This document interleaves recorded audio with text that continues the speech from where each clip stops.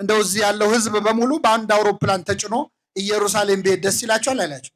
ያርግልን። ሲያን ጾም ሰልችቷቸው፣ ጸሎት ሰልችቷቸው፣ ምንኩስና ከብዷቸው የወጡ ሰዎች አሉ። ለመስሎ ትወጣለህ፣ እግዚአብሔር ይመልስ። ግን ወጥተህ የምፈልገውን ደስታ አታገኝ እና ተነስቼ ወደ አባቴ ሄዳለሁ፣ ልጅ ልባል አይገባኝም እለዋለሁ አለ።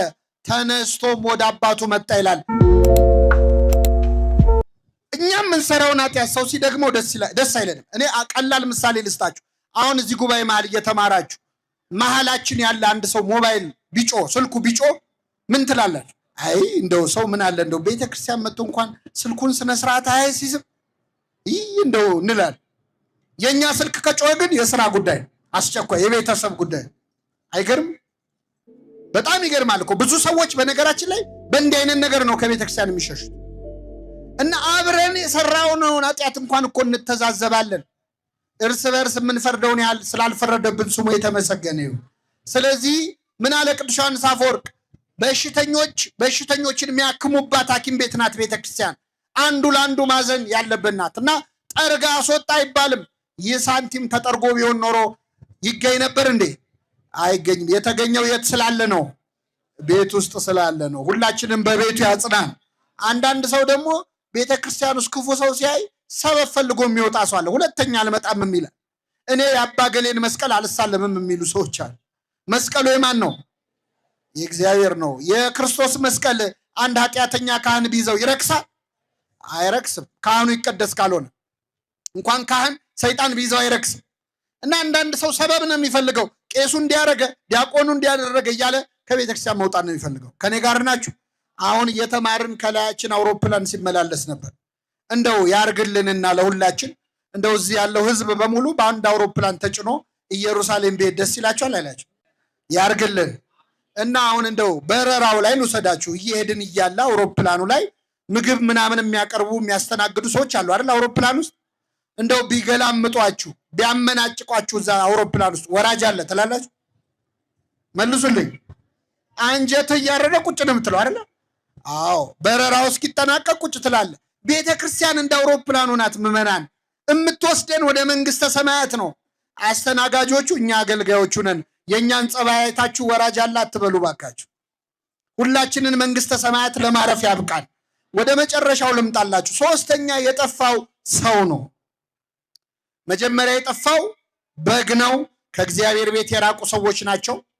ሁለተኛው ሳንቲም ነው። ቤት ውስጥ ሆነን ያለን መስሎን የጠፋን ሰዎች ነን።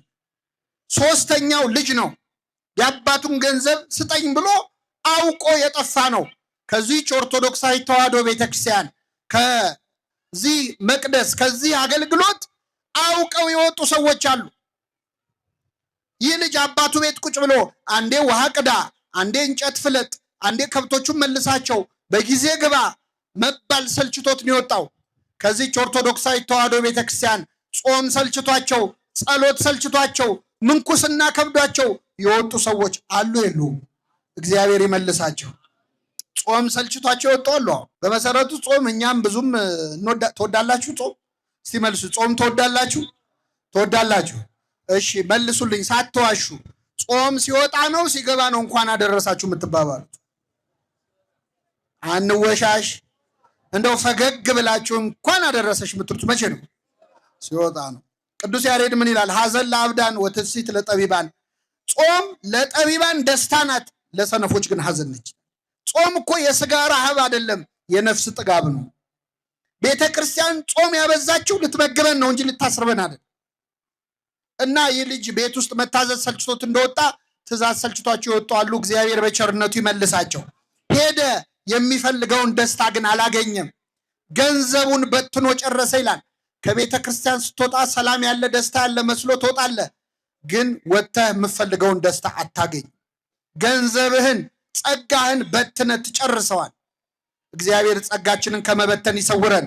አቤት ምን የመሳሰለ ጸጋ ያላቸው ሰዎች ከዚች ቤተክርስቲያን ሲወጡ እኮ ጸጋቸው ብን ብሎ ጠፍቶ እነሱ ናቸው ወይስ አይደሉም ማለት ደረጃ ላይ ደርሰን። ምን የመሰለ ድምፅ የነበራቸው ድምፃቸው የተገባ ያልናቸዋል። ምን የመሰለ ስብከት፣ ምን የመሰለ ሀብተ ፈውስ የነበራቸው ወጥተው ባዶን የሆኑት። እግዚአብሔርን አተህ የምታስቀረው ሀብት ሊኖር ይችላል? አይችልም። ወጥቶ ከመቅረት እግዚአብሔር ይሰውረን። እና ይህ ልጅ ወደ ልቡ ተመለሰ ይላል።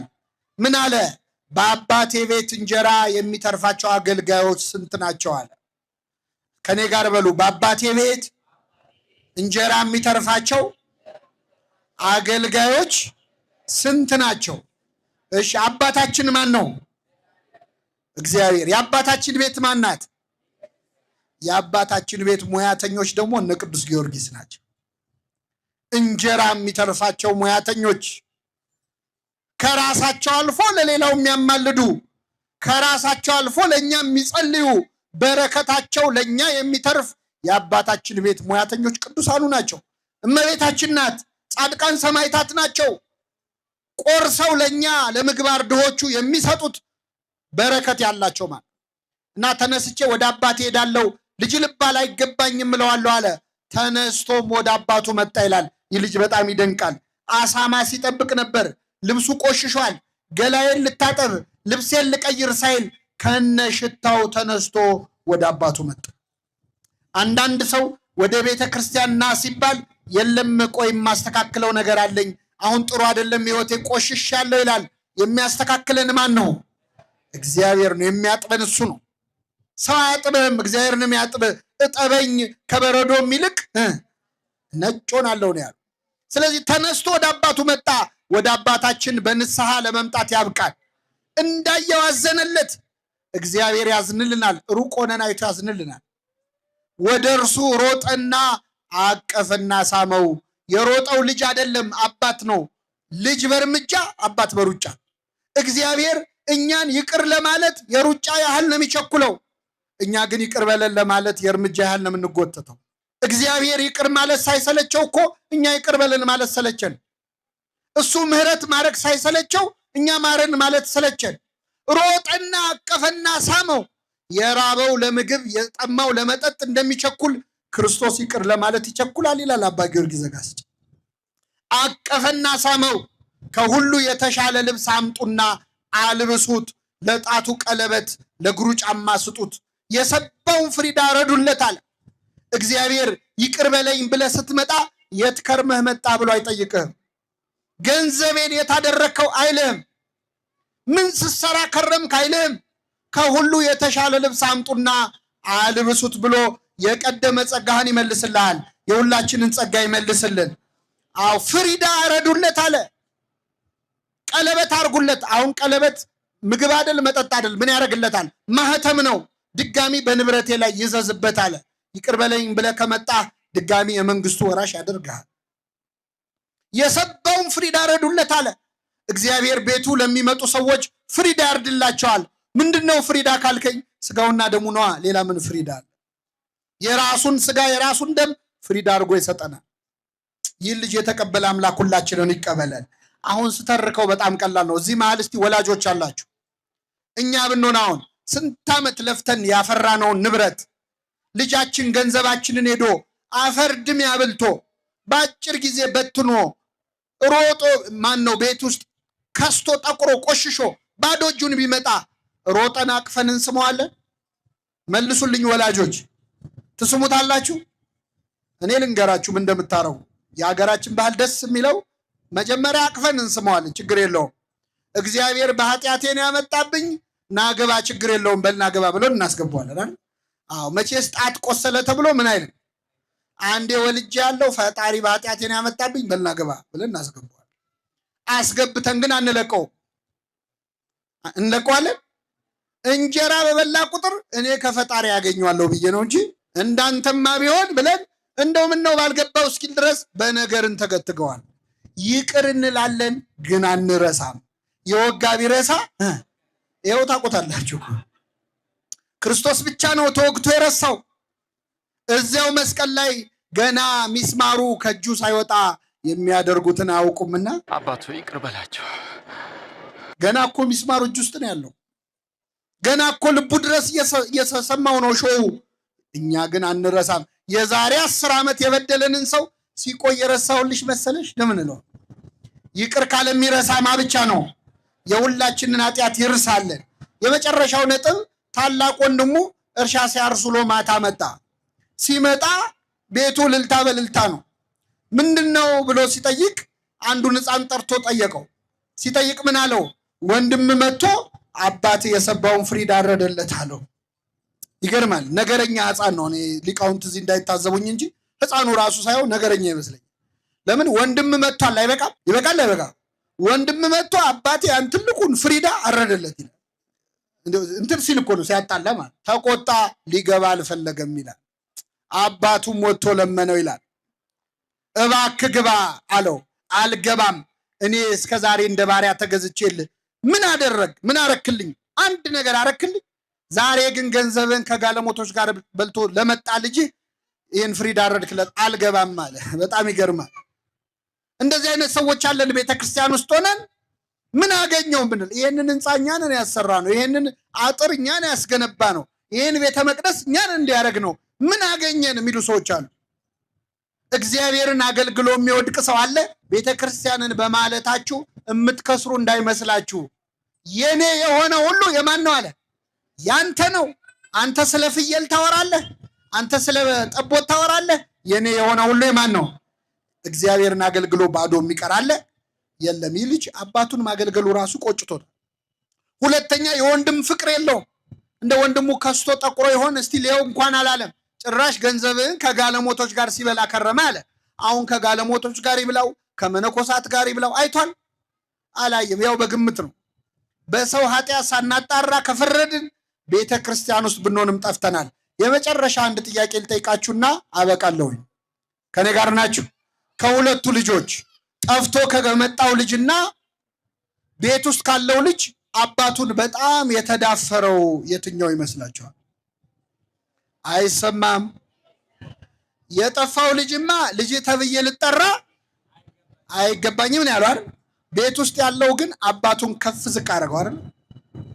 እውነት ለመናገር እግዚአብሔርን በጣም የምንዳፈረው ቤት ውስጥ ያለነው ሰዎች። ከሩቅ ያሉ ሰዎች ሲፈሩ ሲንቀጠቀጡ፣ ቤት ውስጥ ቀረብ ያለው ሰዎች የማይለመደውን አምላክ እንለምድና የማትደፈረውን አንተ ይሁዳ ደፈረ ይላል። ቤት ውስጥ ያለን ሰዎች የበለጠ ደፋሮች።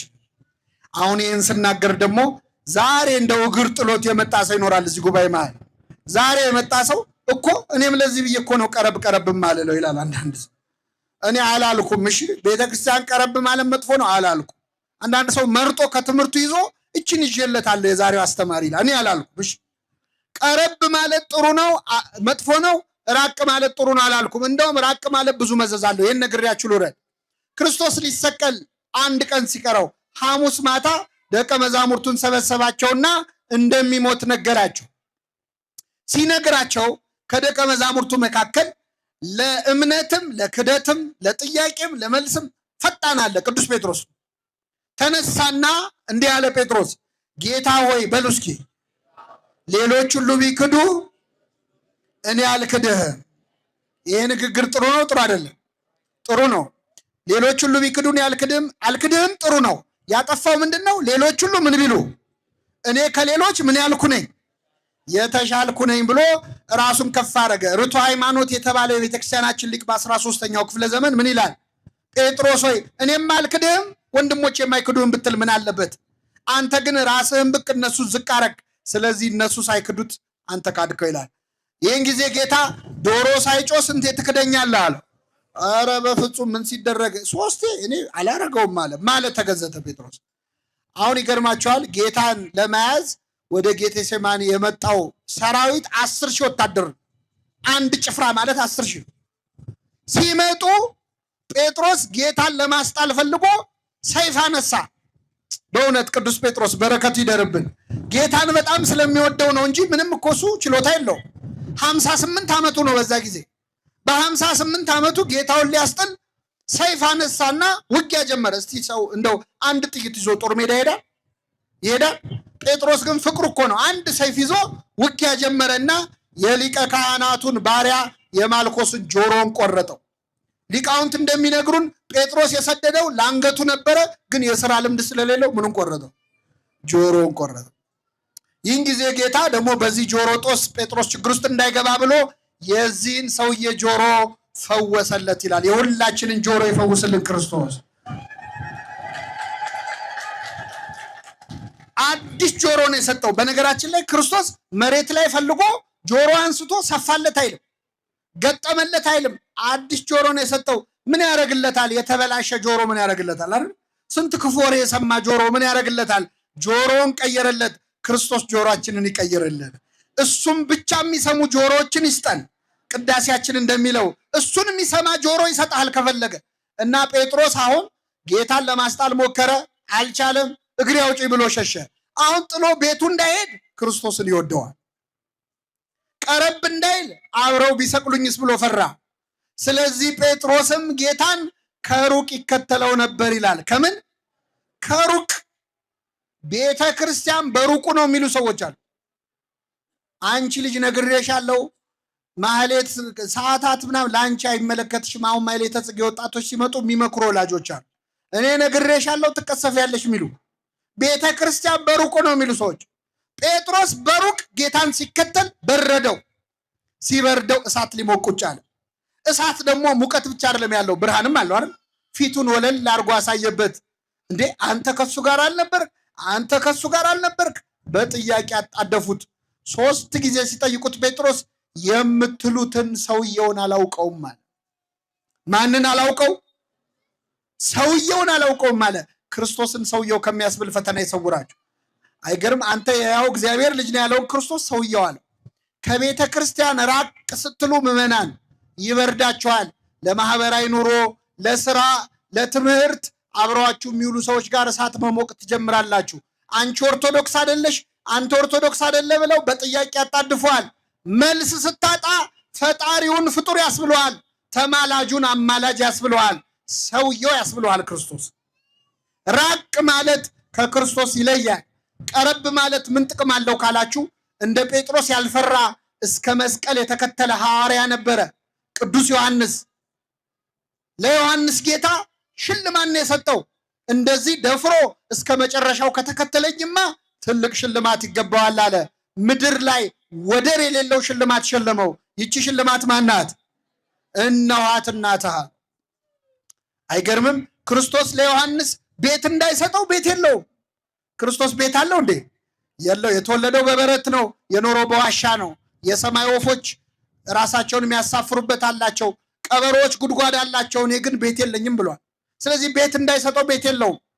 ልብሱን እንኳን እንዳይሰጠው ልብሱን ቀደው ተካፈሉ፣ በቀሚሱም ላይ ዕጣ ተጣጣሉ ነው የሚለው። የቀረው የሱም የተሸጠው በ30 ብር ነው፣ ምንም የለውም። ክርስቶስ ምድር ላይ የቀረው ቤቱ፣ ንብረቱ፣ ልብሱ፣ ገንዘቡ ማን ነበረች? እነኋት እናትህ ነው። ወደ ቤተ ክርስቲያን ቀረብ፣ ወደ መቅደስ ቀረብ ያልን ሰዎች ምንም ደፋሮች ሆነን ብታዩን የእመቤታችንን ፍቅር ግን አግኝተናል። የእሷን ፍቅር ግን አግኝተናል።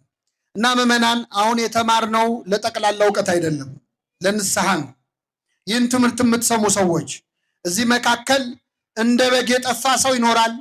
በስራ በማህበራዊ ኑሮ ተወጥሮ ከቤተ ክርስቲያን የራቀ ሰው ይኖራል። ቤት ውስጥ እየተመላለሰ እንደኔን የጠፋ ሰው ይኖራል። ደግሞ ጨርሶ ሊወጣ ከዚች ቤተ ክርስቲያን ከዚች ሃይማኖት ሊወጣ ጫፍ ላይ ያለ ይሆናል። ይህ ጥሪ የእግዚአብሔር ጥሪ ነው። ሁላችንም በቸርነቱ ይመልሰን። የሰማነውን ለንስሐ ያድርግልን። በልቡናችን ጽላት ጻፍልን። እግዚአብሔር ይስጥልኝ።